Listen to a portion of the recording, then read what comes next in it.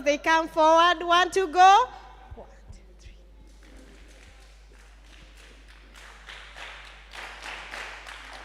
3. Okay, we start again. 1.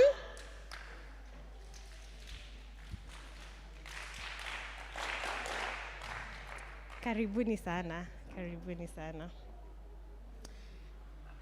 All right. Hope you're not as tensed as I am. Being on stage is not an easy thing. Okay, karibuni sana to our youth forum. I have said my name is Eda. I will be the moderator for the next 45 or so minutes as we have this conversation. And maybe just to delve directly into this, I would love our speakers to introduce themselves. Yes, they'll tell us their names, who are they? Yeah, and maybe we can start with Ma'am here because they say ladies first, right? Uh-huh. Isn't she pretty? Okay. Good afternoon. We are happy to be here. My name is Roslyn, and he'll introduce himself, but he's Peter. That's my husband. That's where the name Petros comes from, Peter and Roslyn. Yeah.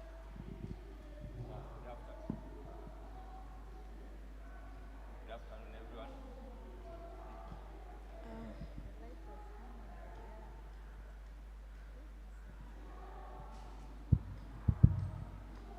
Good afternoon, everyone. My name is Peter Mwakubona, and this is my lovely wife, Roslyn Mwakubona. Thank you so much. It's such a joy to have you. Karibuni sana. Tafuta mtu majina mtamatch. Zikishikanishwa zina make sense. Anyway, that's just on a light note. Couple goals, right? Yeah, even before we get to entrepreneurship, you can see couple goals. All right. So maybe as part of introduction, we're talking about entrepreneurship, and you're one of the people that you admire and look up to when it comes to entrepreneurship. And just looking at you people and the way you have excelled in the food industry and wherever you have been into. I don't know, does any of you come from a family that has been in business all through, or it just happened? Yes, I come from a family that has been owning businesses, and I became a business person at a very early age, looking at my parents, the way they were doing business, and I got attracted into that. And as well, I grew up in an Asian community where I used to look at Asians, the way Asians were doing the way they were doing their thing, living a life. I used to admire seeing an Asian couple going to their shop, opening their shop, spending time together. And my mom taught me to depend on God and to trust on God. That if I ask God anything, He'll actually give the desires of my heart.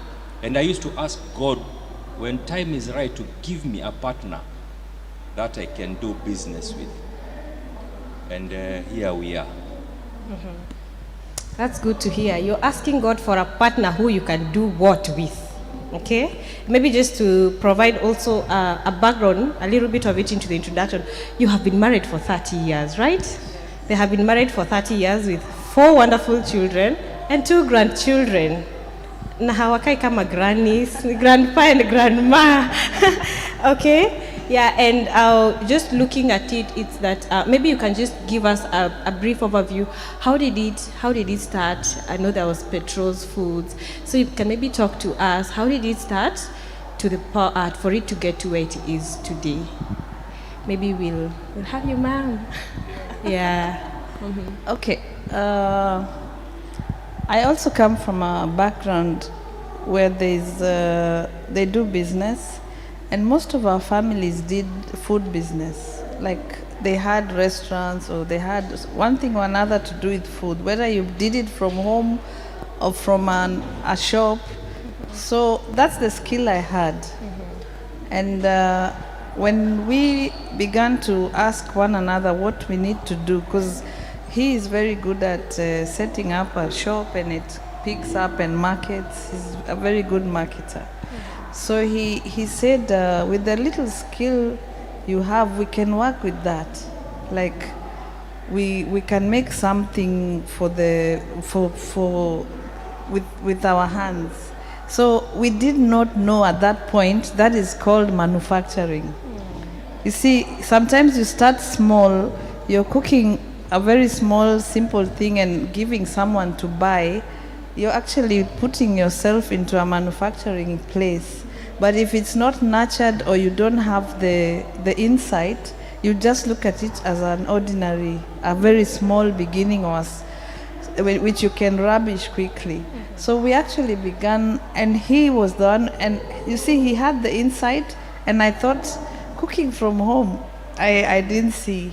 But that's where we began. We began from the house, and ever since, that has been our way. Like, we just saw business. We've never seen employment. Not to say being employed is bad or is not the right thing to do, but if you're looking at business, you need to know what your gift is. Find out what your passion, because sometimes even when the markets are down or when, like how it's going now, if it is a passion you have, no matter where they put you, you will still come out, you will still survive, because it is in you. You've not borrowed something or copied something. Always stick to what God has given you, and that you learn by asking God, what is it that my purpose is? What do I have? What is the gift you've given me? Because that thing will sail you through forever. In thick times, in economical problems, you will just work with your gift, and it will really sustain you all your life. So maybe he knows so well how to explain the nitty-gritty of that small beginning. Yeah. Maybe you can hear from him the nitty-gritties. What I'll say is, the man as the head, you become the vision carrier. Then you get this helper God has promised us. Whereas I got her as my helper, and I do go for the ultimate goal, and she ends up catching the details. So I think she's better placed to explain the details of how we began. I aim high as she catches the details. So I think that's how we complement each other. So I think she's better placed to explain how we began, and I don't have those details, but she does. Okay. Thank you. I think what really stands out so far in the conversation is a bit of appreciating the giftings that God has given you. And most times we spend our time looking at what is this gift, you're praying about it and thinking it's something that is so far, you're trying to look for it. Well, it's right there. Just cooking in the family, observing what family members are doing. For her, that stood out, and he actually saw it and developed it and fund it to be what it is. So it's also a wake-up call for us to actually look into our own lives and ask ourselves, what is that thing? It doesn't have to be far away from what you do every single day. Just look into your everyday patterns and into things that you enjoy doing. And I don't know, how many of us here come from families that have been into business? How many? Okay, so our audience, including me, are people who come from, we will be the first entrepreneurs in those families, right? So maybe also to just provide an overview. How has the journey been so far up to this point? What were the challenges in the beginning? It started with Petro's Foods, then it went to Valentine's Cake House, and then there's the Crave Cake Haven. Wangapi wamekula keki za Valentine's Cake House? Ni kwa nini mnakulanga keki za wapi? All of us at some point have taken a cake from Valentine's Cake House. So these are the people behind that amazing work. So how was the journey? What would you identify as the two key challenges in your starting journey? I would love to say one thing. We realized that we didn't have the finances to start a business. But then we reasoned together and realized that I think ideas bring the finances. Finances will never get to ideas.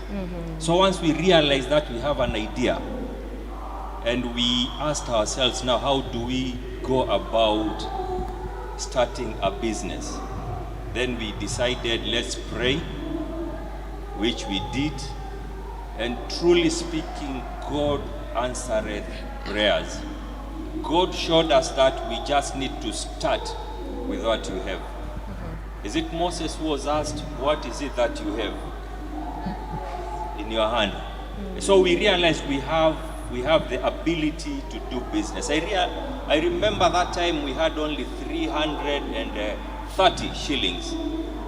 And since we had an idea of baking, I went to a shop I can never forget. We were staying at my parents' place in Mikindani, and I went to a shop I can never forget. It's called Rahaleo, Mwembetari. How many know that shop? You do. I bought 3 eggs, I bought a quarter sugar, I bought ingredients for a cake. I took the ingredients to Mikindani. I made sure I spared 10 shillings. That time we were paying 10 shillings as fare to Mikindani, from Mikindani to town. I had my fare and my ingredients. I went back home. I told my wife, I think here we are. So how are we going? We have no oven. How are we going to start this baking thing?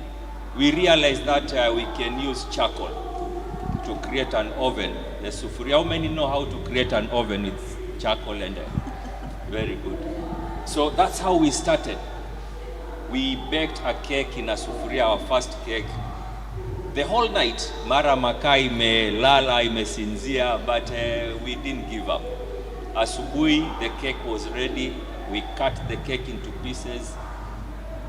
Right away, I became a hawker in town. I became a hawker. I have hawked in this town for like, is it 1 year or 2 years? I think 3 years I hawked in this town. Then I realized on my selling cakes is a shilingi kumi, I realized my wife is a very good cook. We can turn that into commercial. So I reasoned with her, nikaanza kuchukua order. Kwa imani tunachukua order za chakula, sima na sukuma, tunapack sima na sukuma kwa mifuko ya plastic. That time plastic bags were available. So hivyo ndo tulianza, nabeba na matatu, sima, chakula watu 5, watu 10, watu 15. I didn't look, or rather we didn't look at that business as a small business, as we were looking into the future. And I used to tell my wife, you know, God shall bless us with restaurants, God shall bless us with the bakeries, we shall have workers, we shall have machines, and you know, I'm sorry to say, but women of little faith. My wife used to tell me, we achana na mambo makubwa makubwa, tuangalie ile mambo tuko nayo sahi. That time we were staying, then we moved into a house, we were paying 3,000. Mara tumetupwa nje ya nyumba, rent haijakamilika, and you know, we've passed through all this. My family and I, we have slept on the floor for like, I think 7-8 months. But we decided, let's stick together and we shall conquer this journey. It's a very long story. I don't have all details, she does.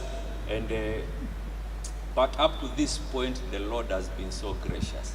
Amen. So great. Tulisema hatutawahi kumwacha huyu Mungu kwa sababu tumemwona kwa njia nyingi.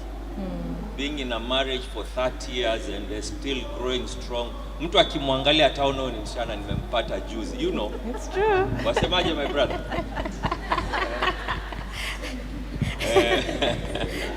Hauna maoni. So I think she can pick it up from there. Yeah, maybe to add on. Yeah. So I can add on to that part of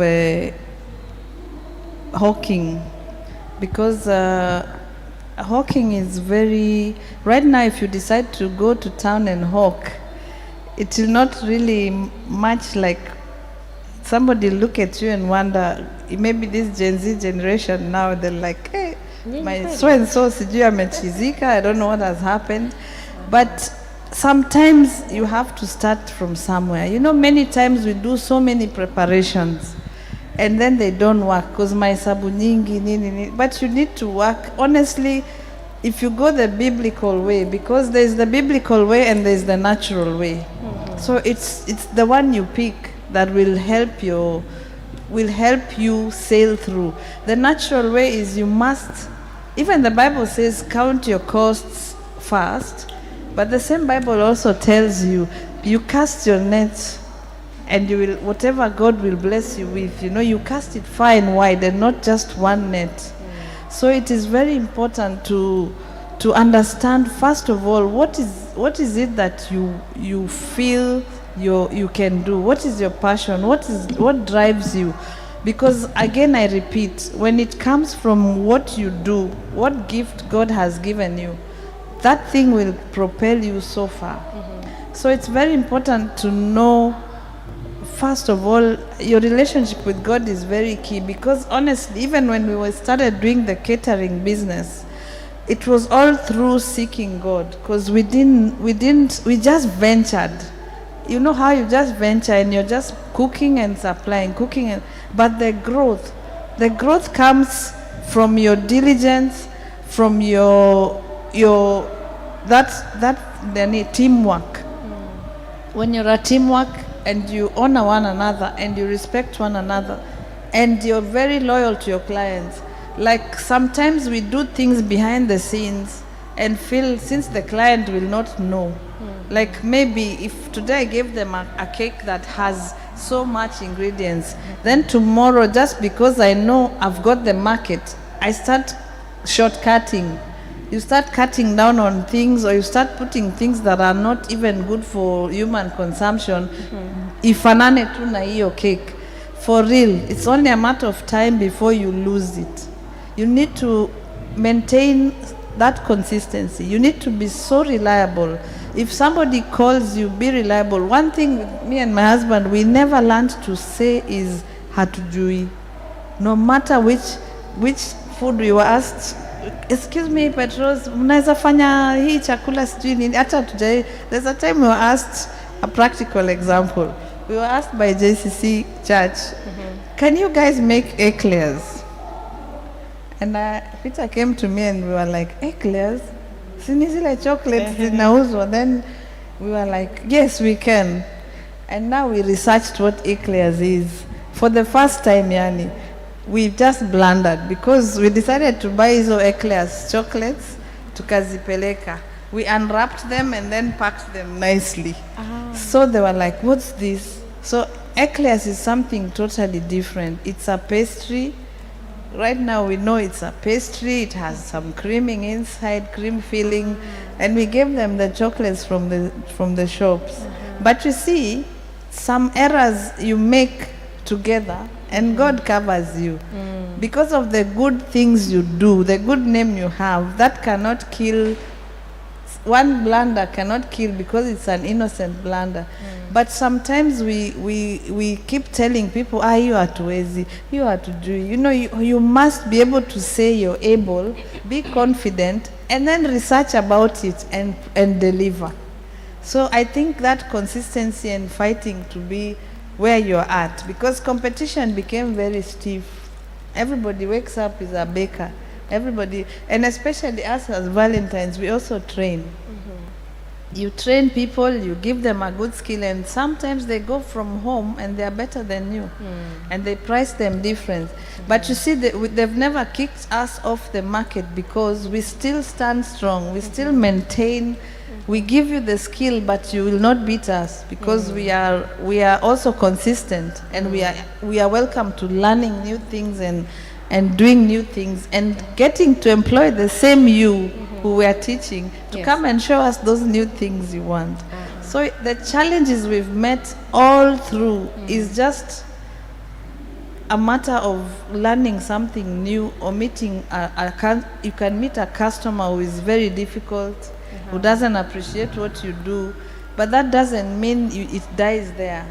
The one, if you're able to satisfy a difficult client, you know you're successful. So we've just teamed up together. We've worked together all through. We've sought God. Not that we've never disagreed, but we always go back and make sure we agree to satisfy the need of the client. Yeah. Wonderful. Yeah.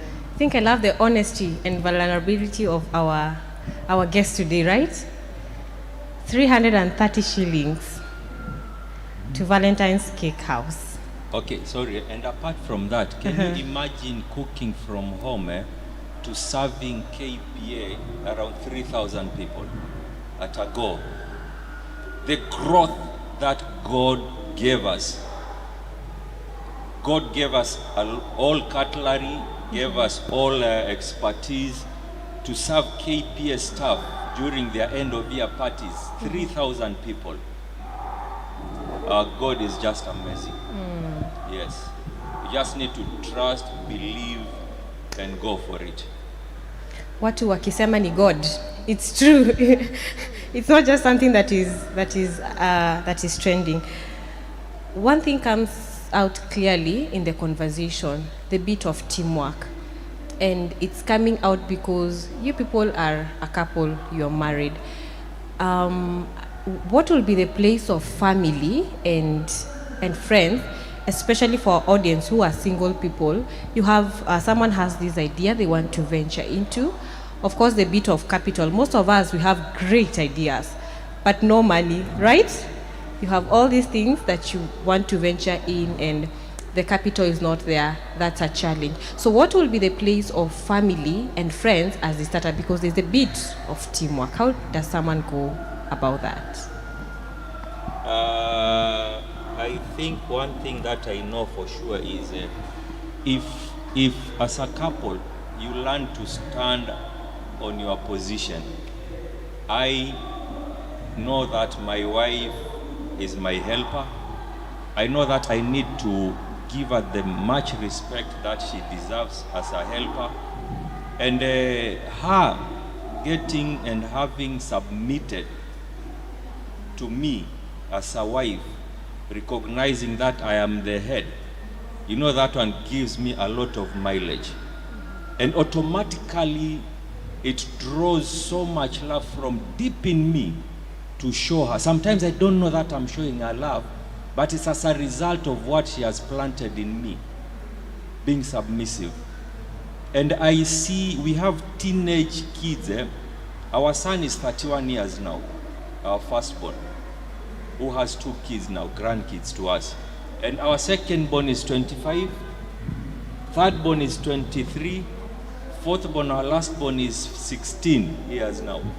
And they look at us. One thing that gives us joy is our kids can actually confess that these 2 people know how to show each other love. And that is one thing that has come as a result of us submitting before God. God is the ultimate. I'm telling you, if you involve God in anything and everything that you do, you will always find him in your everything. And I'm telling you, when we realize that our faith makes things easy and favor makes everything possible, we went for that. And we have never stopped trusting and believing in God. And by his grace, we shall never stop.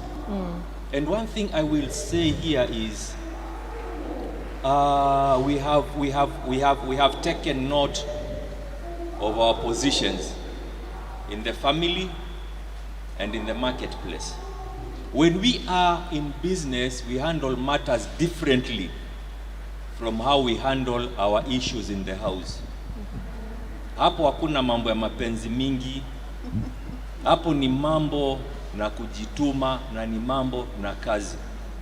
Mama tukiwa ofisini anajua mzee calls the shots here.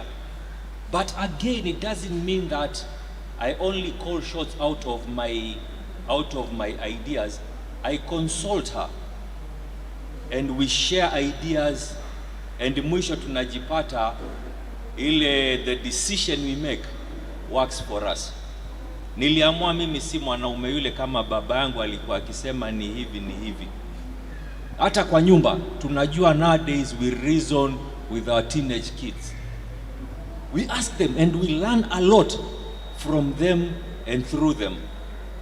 I can say they have really contributed a lot into our businesses because wao kwa IT na mambo ya social media wametusaidia sana. Tulivutana na mke wangu nyuma kwa room, tukaambiana hapa tuwe werevu, we seek wisdom from these kids. And I'm telling you, we have gained and we shall continue to gain a lot through you people, Gen Zs. The other day wanatuambia wanataka kwenda maandamano. Tulikuwa hatuoni kwa nini waende maandamano. But eventually tuliwaona kwa maandamano. Alafu tukagundua kumbe kweli hawa watu after they shook our government, we realized you people have a lot of content. So hiyo imetusaidia sana. Pengine ataongezea. So let me answer that question now, because he has done the groundwork. So a teenager or a young girl or a young gentleman who wants to venture into business, na hana pesa, you must realize by now you people have a lot of content in you. What God has deposited in you as a young person, you really don't need the money. All you need to do is believe in yourself. Believe that I have this idea and I need to venture into, probably I give an example, I want to make the best juice in the city. You start looking at it as a big thing. Don't just say nataka nipike juice alafu you think of 2-3 friends you know. You look at it as a big thing and you say, always before you begin about money, talk to you, even if it's your parent, get something, that juice, make it. Make a few samples and go and give your very friends. If it's here in church, come with quite some and wacha waonje. You'll be so surprised, your business grows from there because you will be asked, hey, your juice was nice. How ninaweza pata wapi? That says, I can supply you, it's 50 bob, 100 bob. So sometimes you start off with that angle. And it's always by giving. It's like you sow a seed. Some people feel paka niji seti na nini. Just the other day, my kids come to us and they want to do business. They want to do something, and I'm telling them, what is it that you want to do? One loves a lot of, she's almost a diva. The other one likes anapenda kushona. So it says that's your gift. So when you wear whatever you wear, if somebody admires it, tell them you can make it for them. Maybe you're not the tailor at that point. You can now outsource somebody, ushone na upeleke. And they sat down, and what they do is they publicize what they wear. So if they wear something, they on social media, they take pictures, and everybody started asking them, where can I get an outfit like that? How can I get? That's how their business started. We didn't give them money, because many times when you give someone money, it doesn't help you. What helps you is what you bring out by yourself. And for real, they came, and whatever they wore, like it's something new maybe they bought or made, they sell the same thing wamevaa. Si umeipenda? Says nataka kama hiyo. Atakwambia I can deliver. And she sell exactly what she modeled with, you know? So that's how their small hustles began. And it's not a must, honestly, uwe na do. It's just a zeal. And once you're able to capture somebody who can admire what you do, because business is solving a problem. So identify which problem is there. Amongst yourself, you can identify a new problem, not the common problem. You can see among us kuna shida fulani. Find a way how you'll solve that problem, because when you solve a problem, that is a lot of money. That is your wealth. So whatever your gift is, whatever your skill is, that is your capital. It's not that tangible money you have somewhere. So work with that thing you have. It will take you very far. Yes. Business is about solving a problem. You don't need money. What do you need? You don't need money to start. What do you need? You need an idea and to believe in your idea. Okay? Money follows ideas, not ideas following money. That is what is really coming out. So take advantage of friends, take advantage of family around you to just know, for them to support you, to help you grow. Social media, how many are on Instagram? Do you post your work there, or it's just for selfies? And when you go for outings, kushtua mbogi huko, or we actually take up these spaces for our own advantage and for building our giftings and the places that we want to go into. So that is coming out very clearly, taking advantage of or utilizing the friends around you and also family. And maybe just to throw a question, whichever of you can answer it. Now, our audience does not come from entrepreneurial families. I have been in a situation whereby I started a business and put family. I thought I need support from family, but the same family helped me kill the business. So, they will eat the profit. Watasema sijui tuko na shida gani, tutumie pesa kidogo, and slowly and the money is gone and the business dies and you just close up. So how do you strike a balance within those things, considering that our audience are all people who want to venture into that? I think what I'll say is there needs to be a lot of discipline in the marketplace. Discipline that you need to distinguish between capital and profits, such that you need to be so strict with your capital that even you, whatever need that you have, don't tamper with the capital. Only eat, you can tamper na ucheze na profits, such that you can still reinvest the capital. So mara nyingi tunakuwa hatuna discipline, alafu tunaharibu mpaka ile capital. Then the business will definitely die. But once niliona kuna mali imeandikwa cheza na mshahara lakini usicheze na kazi. So I think if we learn to be disciplined, kama Asian community, they can never tamper with their capital. They don't even tamper with their profits because they know through the profits the business grows. So I think discipline is key in this. And we have learned, I and my wife and our enterprises, we have passed through like 5 auctions. We've been auctioned like 5 times. But when we learned that great people with great minds, they didn't become great in the marketplace just by one go. But they tried, they failed, they tried again, they failed. Some have even tried hundreds of times and failed. But eventually, they made it. Okay. One thing I and my wife have mastered is to honor God through givings.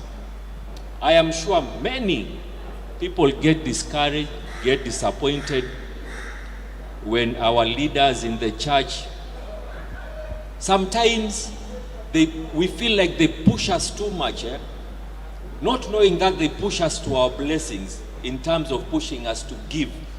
But I'm telling you, no one has ever overgiven God. And I'm telling you, through giving, as we have sacrificed a lot in givings, in helping people, and in givings to the work of God. And I'm telling you, I can confess that we shall never lack as a result of that. That is one way. Okay. Sorry. Maybe just to pause on that and reflect on something that you have mentioned about auctioning. Yes. That you have been auctioned 5 times. So here comes a case of debt. So how do you manage debt? How long did it take for you to get a return of your investment? And how did you just balance and go about it. You see, there are these three things where they say they are gatherers, they are managers, and they are scatterers. There's a time we didn't differentiate all this. We surpassed some stage, especially of good management. We gathered, we mismanaged, then it scattered. So it happened like that until a time when we realized that we just have to get up, dust ourselves, and we move on with the discipline that is needed in the marketplace. And the faster you realize and the faster you take action to get back, then the faster you get on your feet. So what are some of these actions that you took, especially on the cases of being, what have you called Auctioned. it? Yeah, being auctioned. I So what are think- some of those steps that you took? When you fall in a business, it's always good to sit down, because you don't pick yourself up like the next day. You're down for a while. Then when you're down there is when you ask yourself the questions. What happened? Where did we go wrong? What did we do? Then you find out, if you want to be genuine with yourself, just find out when your resources came, what did you do with them? Because it's always a learning lesson. Whatever stage you're at, it's a learning lesson. And then sometimes you end up in a forum like this where somebody's teaching you, somebody's explaining. Get interested in also learning, because you don't know it all. So we learned stage one, we took the risk, we took the chance, and we acted. So we fell. So you need to find out again, why did I fall, and what you look for, even examples of people who have gone through that and they've fallen, and you find out their history. What did they do? How did they do wrong? So many times it's also about continual research and understanding, first of all, what led you to fall down. Once you understand where you went wrong, then when you start all over again, that thing will be out of your way. You will be maybe entering a crisis for another reason.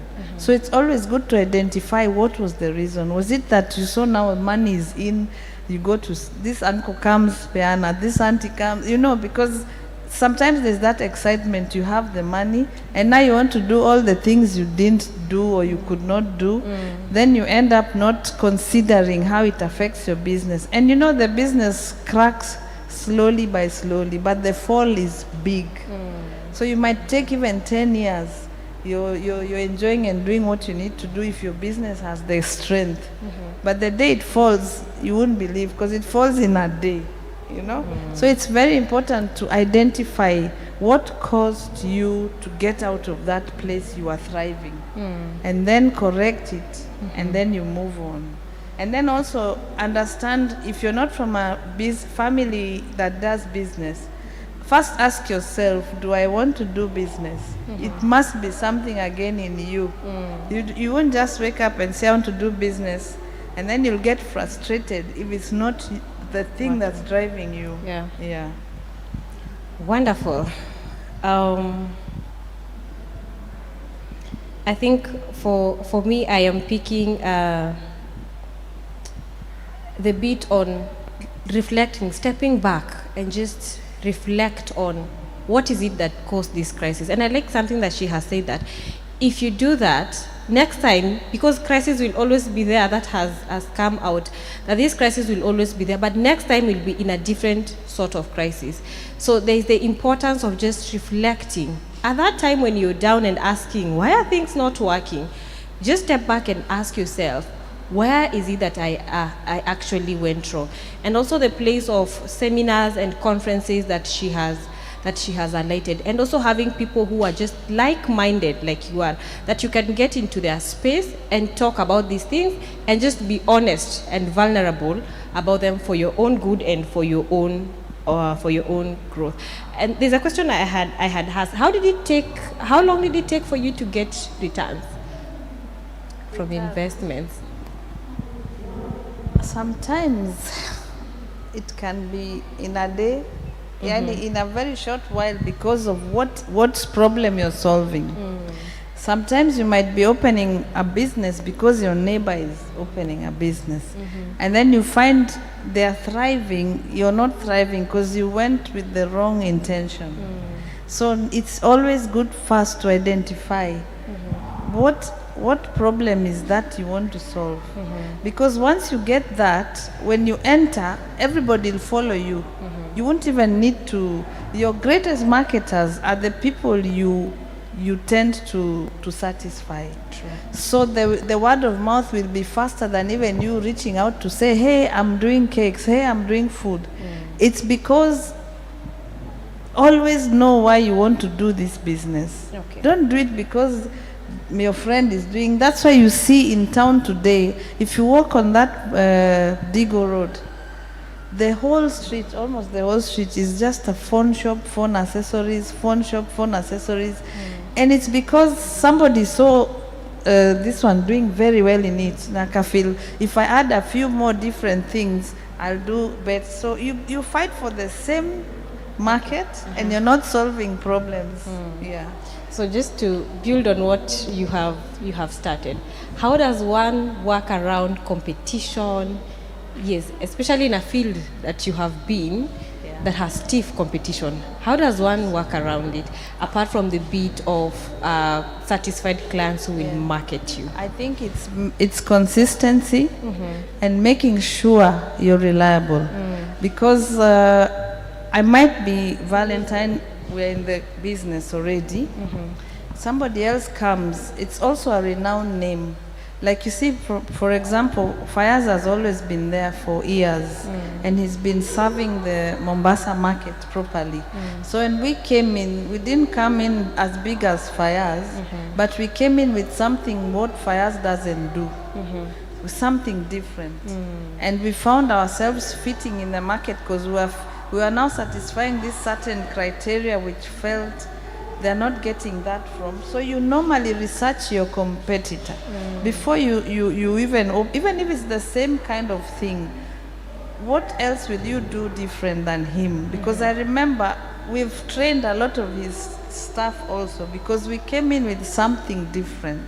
Different cake, different design, different artwork, what they don't do. Because basically you'd find I can be dressing. I give you for example, I make deras.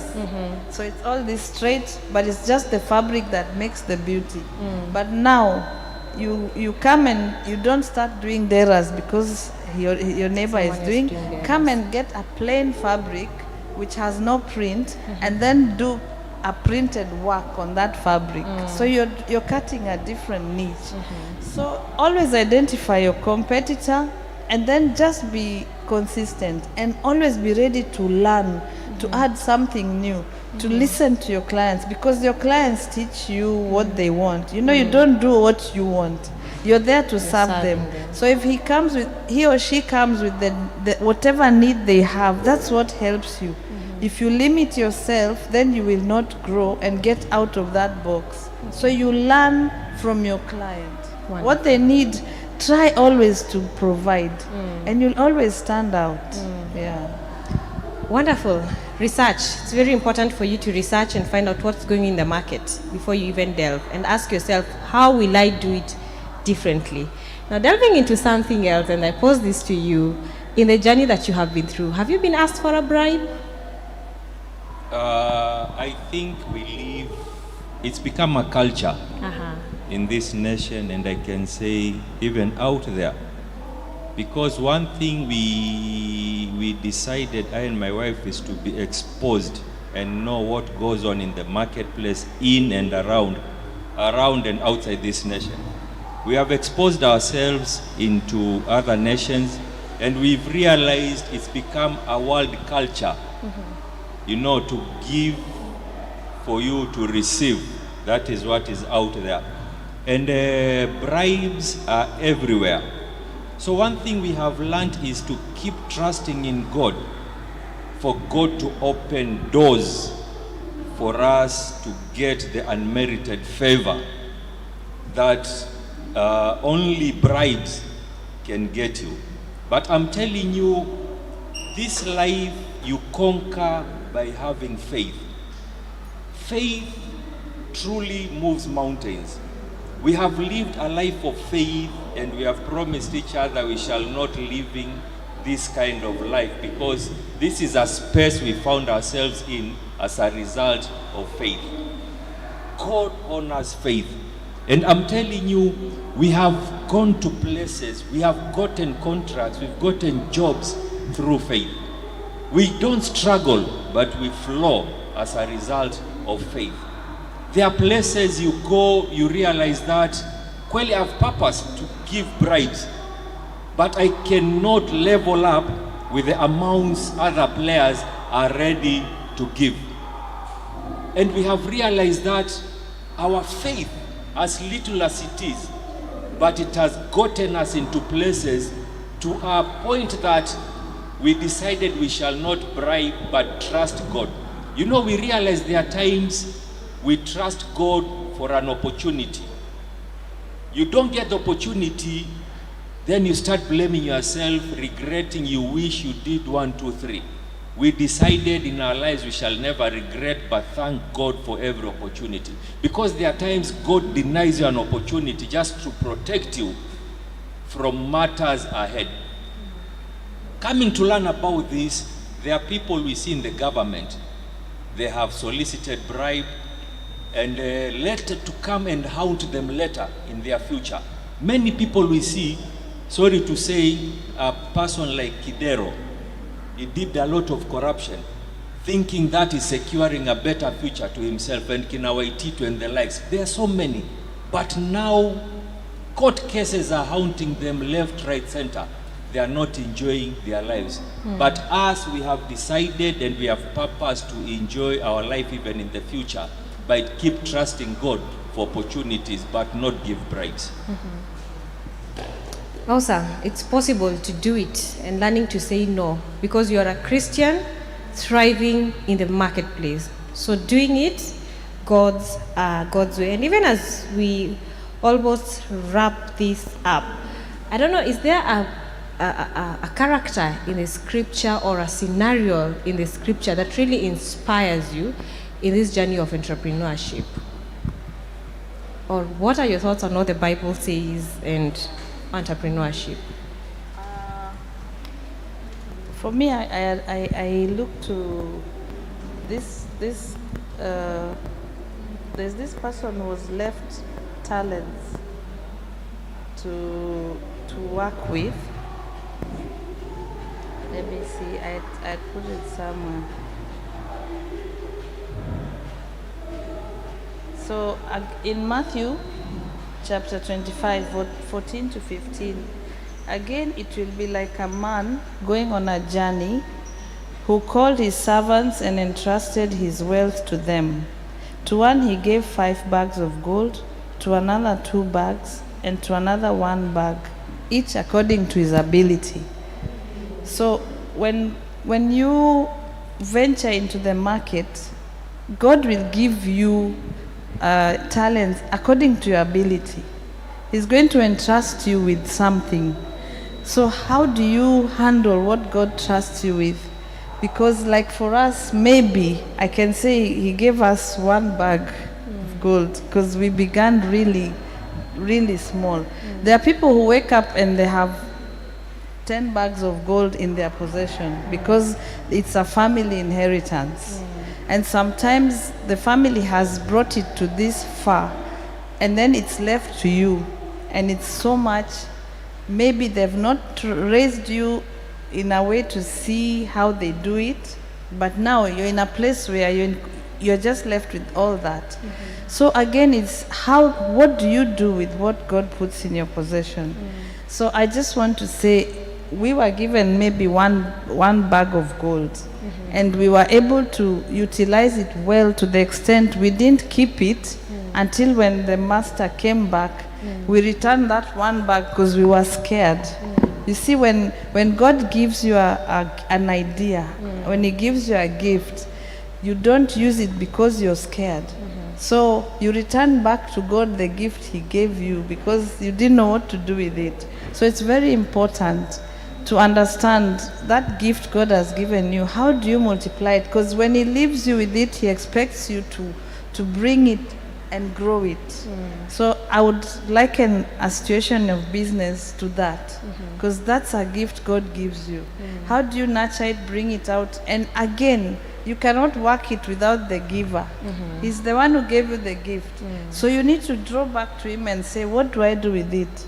Don't shy off to go back to God and say, Minajua, I can only do this, even if it's a small thing. And he will multiply it, because there's nothing not needed to be done. No matter how small, no matter how big. There's a garbage collector, there's a cleaner, there's everybody in every space. So it depends on what is your talent. Yeah, I would liken it to that. Great. Awesome. Somebody once said that the Bible is one of the greatest business books that they have ever seen. So why we Christians, we don't thrive in businesses, we don't want to engage in business, I don't know, when you have one of the greatest manuals. And as you prepare your questions, just to pose a question to Mr. Peter on how do you thrive, other than just this bit of focusing on God, trusting on God, and having faith and diligence, how else do you thrive in the marketplace as a believer? One thing I'll say is I'm a human being. I err a lot. And one thing I've realized is we have one very merciful Father, our Father in heaven. I have learned to go back to God every hour. I can say, every minute, but not every minute per se.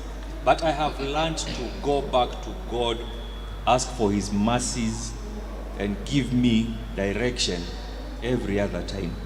And I can say my thriving in business is as a result of respecting this lady God has given me, and actually making sure that she doesn't complain, because she was entrusted to me first by her father, biological father, and our heavenly Father. I realized that most of us curse ourselves as a result of not respecting what God has given us. And as little as it might look before our naked eyes, let us learn to give value to everything that God has given us.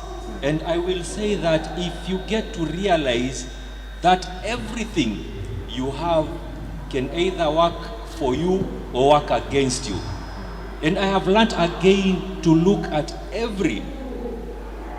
to get every positive thing from everything that looks negative.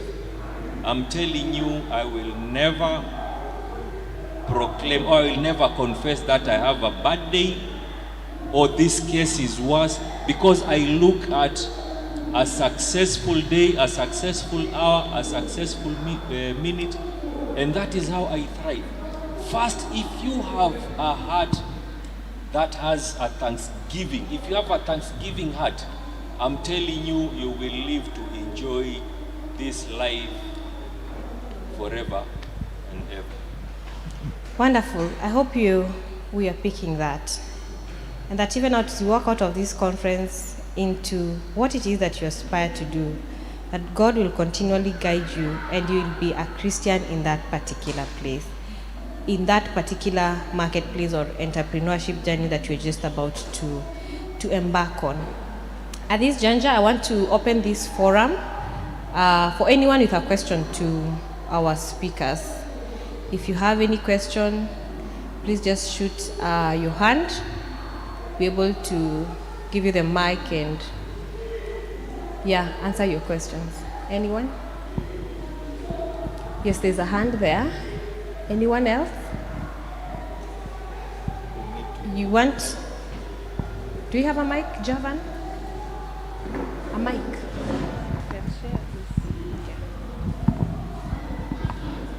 Is there anyone else? Okay, let's hear that first. Oh, I have a question. Okay. So you have said you have various businesses, right? So at what point did you notice that your businesses had started breaking even? They had reached their break-even points. Pardon? At what point did you... Okay. Yeah. At what point did you realize that your businesses had got to the break-even point? Break-even point. Yeah. Oh. So, when you have a business, you have structures. So you have everyone doing their part. So we have an accountant and we have an auditor. So every end of the year, everything you do in the year is accounted for and audited. So that's the time you get to know, because they'll let you know your position. They'll tell you this is how much you've spent, how much you've made. So by hearing your profits and hearing the extent of growth, that's when you know you've broken even. Because sometimes you work with a very tight, you make money and spend it, you make money and spend, so you're even, and you find yourself, you're comfortable because you're meeting every need, but sometimes you don't know it's a loss you're making. So those are the people who help you understand that your position. So always when you're doing business, have this external person who is doing your books. Then you will know. You'll know it in a year or in 2 years. Sometimes you can go a year without breaking even, but the way if you have such a person working with you, they'll always tell you, improve here, add here. So you'll know very, very well you've broken even because of the same source. Yeah. Okay. Is that well answered? Okay, thank you. We had another question at the back there. Okay, thank you. Most of my questions have been answered, right from debt management, discipline, and things to do with competitors. So my list, I think I am to raise some questions and ask the following. Now, how do you realize that of a business opportunity or of a business idea? You've talked of things to do with funds. Maybe you're in a street and like many of the ideas you're thinking, they are already established in a town that you want to establish yours. Now, how do you think of your own business idea? Question number 2, how do you dealing with failure? You've already told us something to do with failure. Now, how do you define success in a business? When do you realize that your business is now at a success? Question number 3, how did you assemble your team of customers? How did you assemble them, your team of customers? Another question, how did you raise funding to keep your business going? Because we have profits like 20 shillings, 10 shillings, 15 shillings. Now, how did you raise funding?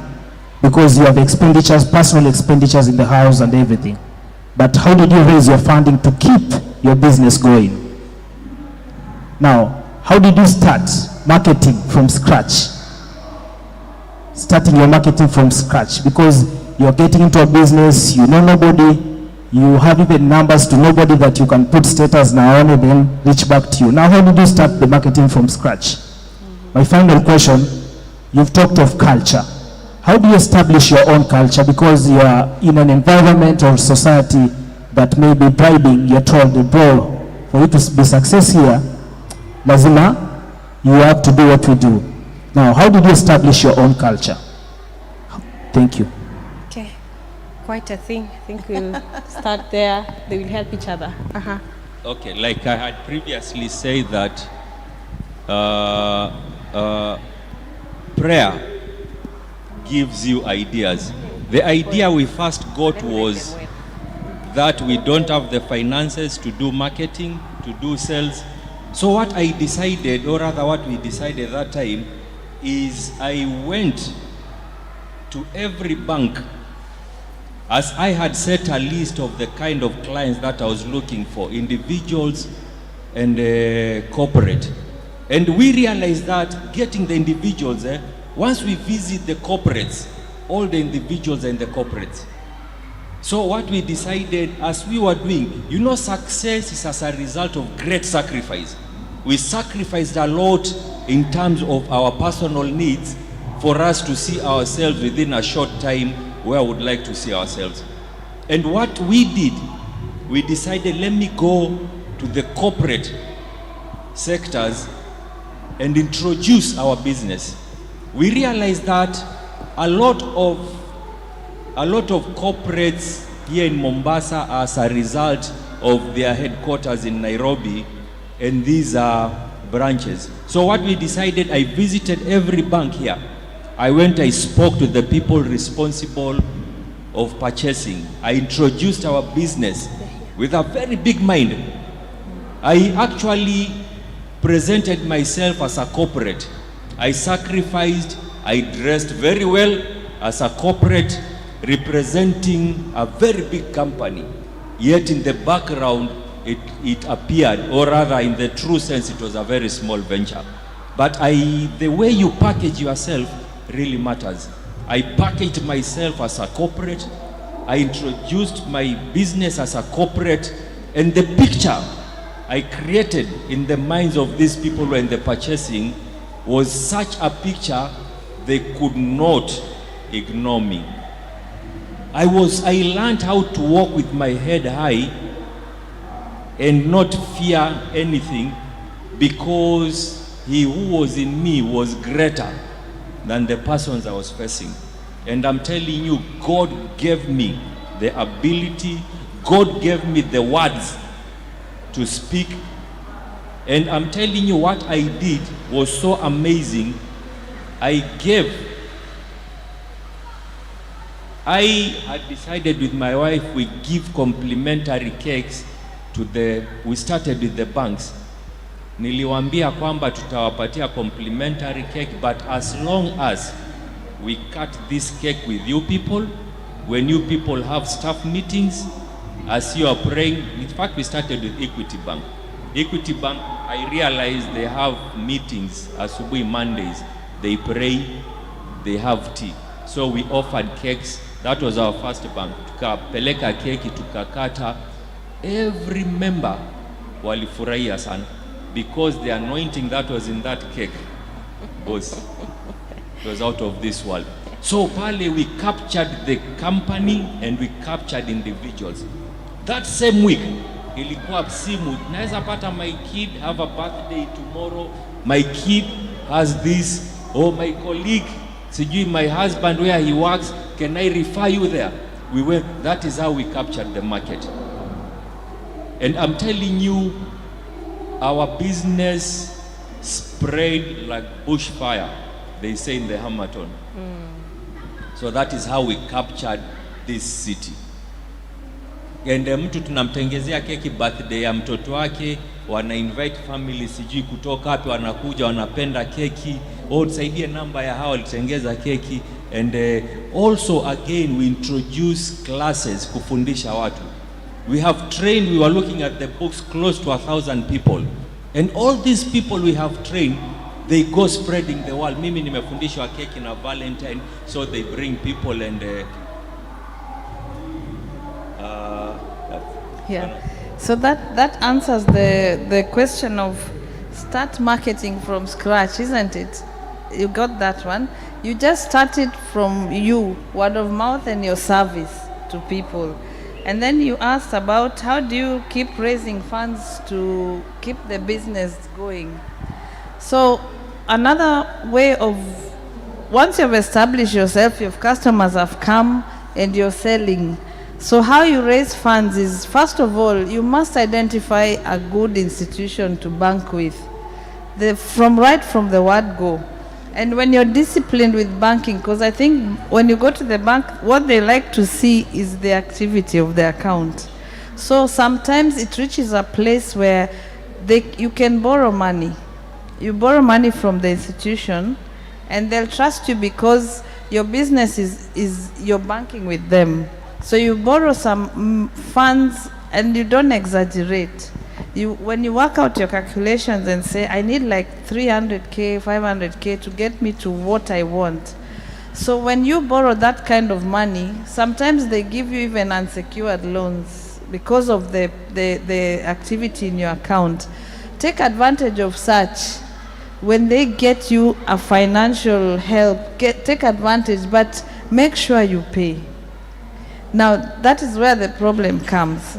Sometimes people borrow and they channel it to another different source altogether. It doesn't go to the business, because truly, if I give you 500,000 because you've worked for 3 months and you're already showing signs of growth and you're picking and you know what you're doing, and they pump in a little money, it's not the time for you to rush and start buying a car, you know, or you start investing in something that will not give you that return. You pump it back to the business. That is how you're going to grow it. If you're going to add more ingredients, if you're going to add more equipments, something that will give you, because automatically when you do that, you ease yourself of a few strains that you have. So when the money is coming in, you're not struggling to do that which the bank has sorted. So they can be able to get paid, because it's definitely going to be small installments through the month. And when you teach yourself that culture, you'll find yourself growing, in that way. So I think that's how you can help yourself also while you're working to grow your business. I don't know if we have answered you. I think the other question was, you had asked about how do you raise a team or something. Was it a team of customers or a team of customers? They were two. Oh yeah. So when you want to raise your customers, right from day one, get your data. If I come today, I buy from you, I'm your first customer, make sure you have my data. Like, I'll give you an example with us. We get the customer's data, there's that date of birth, blah, blah, blah. So when you're customizing your messages to your clients, you just send them, you can even remind them your birthday is in a week, or you tell them tomorrow is your birthday. Sometimes if it's a loyal client who comes all the time, if you can even send a free birthday cake. So you build with so many ideas. There's so many ways to market yourself and get yourself that different culture. You create your own culture. Don't do what everyone is doing. Maybe some people don't feel they want to give free cakes, but that was our culture. And everything we begin to do, we give out first for people to taste, to understand what it is. Then you put it in. So that's how you also cut your own culture in a business. Yes. I think she has killed two birds with one stone, right? All your questions well answered? Culture. Sorry? Use the mic. The mic. The last question about establishing your own culture, because you go somewhere, there's a culture, and you're told for you to excel, you have to do this. How do you establish yours? And that's what I was trying to say. Like, you establish your culture by identifying what your client needs. Because sometimes it's true, like you might go to a certain institution and they tell you this is how we do it. Maybe you know another way, but they feel they've established it like that, or they're not welcome for something new to it. And I'm not sure if I'm in the line of what you're asking. Maybe I can add on that.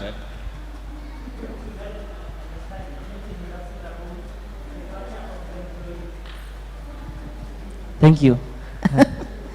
Okay, maybe to help him, what he's saying, maybe he's asking about the culture of the business with regards to how employees operate. Or, is it employees or employers? The people who... Employees. Yes, employees, yeah. Like the business culture.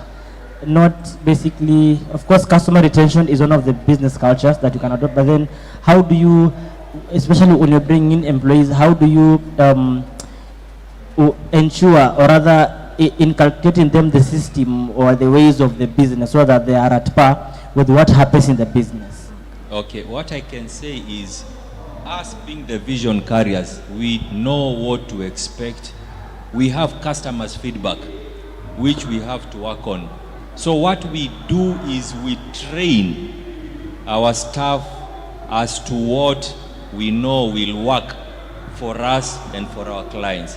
So what we normally do, even the workers that we get are workers who we have trained to go out there and explore the marketplace. So we choose on the ones who perform best because we rate them at the end of their courses. We rate them and we choose who we would like to employ, who can serve us either in presence or in absentia. And that is how we have created our culture, and we have seen it working for us and working for our clients. You know, one thing, before we started here, we did a research. I won't mention, with some other bakers, big bakers. We did a research and we realized quite some bakers, I'm sorry to say this, but they use a lot of chemicals without getting to be bothered if it will either harm people or it will do whatever. So we realized that they compromise a lot on the ingredients, natural ingredients. So we decided what we shall do is we shall never compromise on the ingredients. We shall do what is expected of us and what is expected of us by God, to give people good stuff and healthy stuff. So we don't compromise. There are people, I can give an example, like for a cake of 1 kilo, there are people who use 3 eggs when we end up using 9 eggs or even 12 eggs. Such that people, you know, the world has become too commercial. But what brings us out is the natural taste and the healthy stuff that we give to our clients. And by doing so, you know, our God in heaven rewards us and keeps excelling us. Okay. I hope that question is well answered. All right, thank you. Anybody else? As we wrap this up, is there any other question? Yes, I think I can maybe ask the last question before we conclude. Okay. You have told us you guys have been married for 30 years, and after marriage is when you had the idea of maybe starting the bakery. Now, I'm asking the head, did it come as a result of marriage, or was it something that was with you, more so as you're not married? Like you have an idea, and in a few years we are going to be married. Did you have the idea before you were married, or it came as a result of marriage or along? The idea that I had is I am wired for business, and I was looking for a partner who is wired for business too. One thing I had said before is my mom had taught me how to believe and trust in God. Just maybe to encourage you people on the way to go, is I started, when I felt like time is right for me, I started praying and trusting God for this particular partner. And by there I gave God the features I would love. And God, when this time came for my eyes to see, I saw and I felt in me that these are the features I've been looking for. Coming to realize truly. And that time, I'm telling you, maybe this is a story for another time, but that time I had placed myself at the right time, at the right position, when I saw her passing. And I deeply felt in me that this is her. And as a man born a hunter, I went for it. Then I realized truly, this is the girl I've been looking for. Coming to reason with her, I realized we are in sync, and there, God born the ideas of the way forward. To answer it, like, he had the idea of business before marriage, and I also had. So when you meet together, if let's say you're not already doing it, you can merge the ideas and then you come up with something. But if you're already doing what is your idea, and maybe it's not the same, you can still again agree, which one are we taking? But yeah, ideas can come even before you get married together. It's not a must, like ours didn't come just because we married. It was there before. I would see the business, we're in the food industry, and he was already in a place where he can market, he can talk to people, and he was doing business. Yeah. Okay, wonderful. Well answered. All right, thank you. So as a way of wrapping it up, I want to give this opportunity to each of you to just give us a parting shot, and then we close it up. We can start with Mr. Okay, I will say this. In this life, fear nothing, because everything is possible. We have a God who has never lost a battle.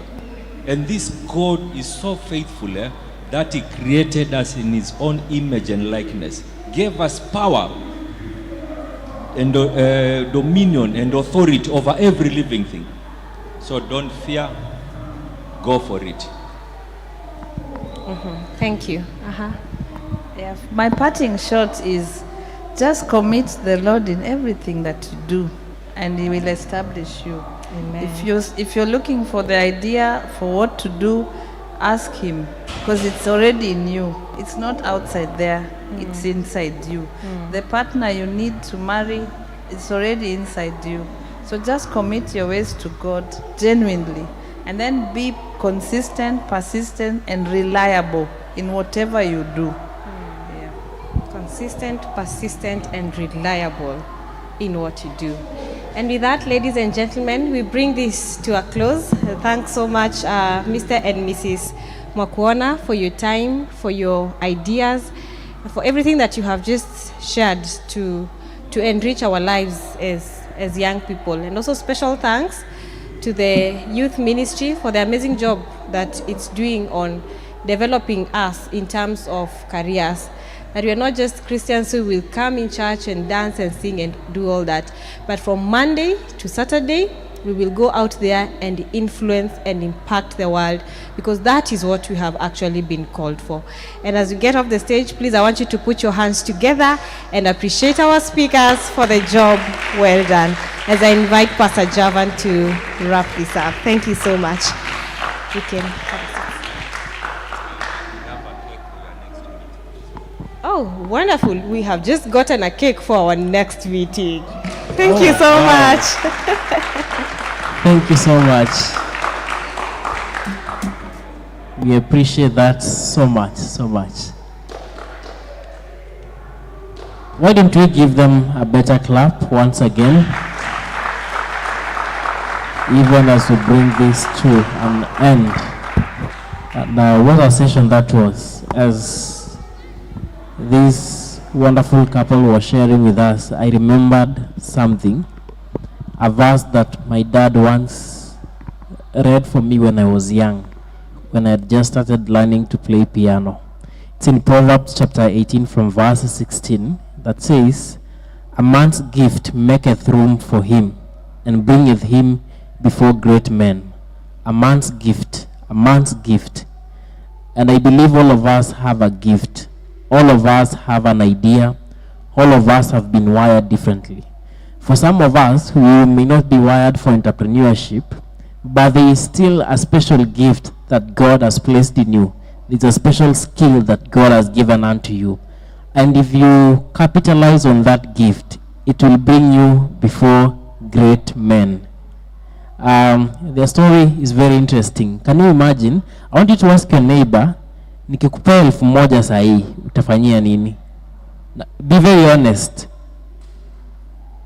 1,000 tu, upatiwe tu 1,000 saa hii, what will you do with it? Yes? Pardon? Anaenda KFC. Nasikia kuna mtu anaenda KFC. Kuna mtu amesema yeye anaenda Money Market Fund, huyo aliattend Eagles Conference. Mtu mwingine, George, jirani yako anasema atafanyia nini?